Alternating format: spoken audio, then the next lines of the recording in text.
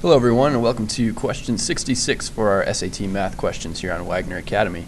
It says if p is a positive integer, and then you got this rectangle around the p, let that be defined as the set of all multiples of p, which set below can be found in all sets 3, 5, and 7.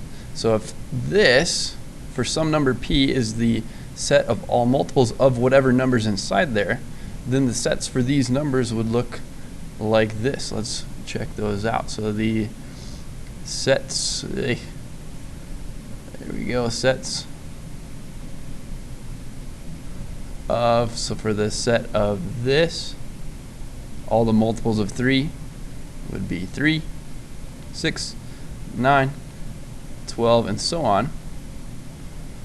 For 5, it's going to be 5, 10, 15, 20, and so on. And for 7, it's going to be 7, 14, 21, 28, and so on.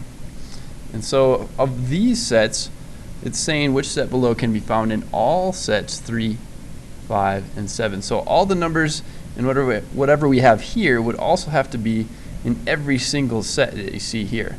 So does the set of 5, the set of the multiples of 5, are all these numbers in these other sets as well? Clearly not. I don't see 5 in either the set with 3 or 7. I don't see 10 in either of those sets either.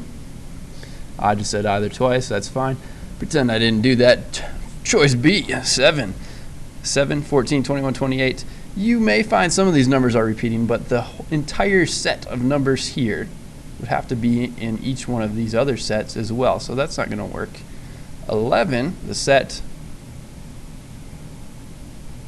of 11, the multiples of 11 would be 11, 22, 33, and so on. And 11, that's not going to show up in any of these lists, so I can clearly cross that off. 35 gets a little more interesting here, because 35, 70, 105, and so on would be that list.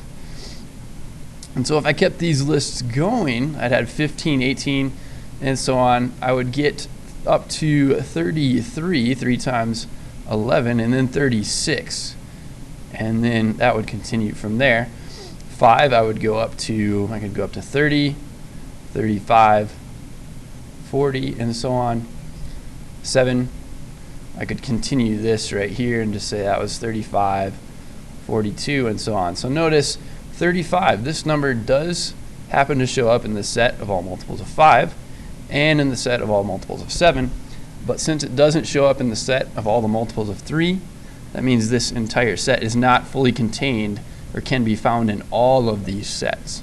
So this one, because of that, is not going to work out. So we're thinking 210 is going to work, and since 210 is a factor of both 3, 5, and 7, this is going to work out. So if I wrote all the multiples of 210, 210, 420, 630, and so on. If I kept going with these lists, 3 times 70 would be 210. 210 would show up on this list.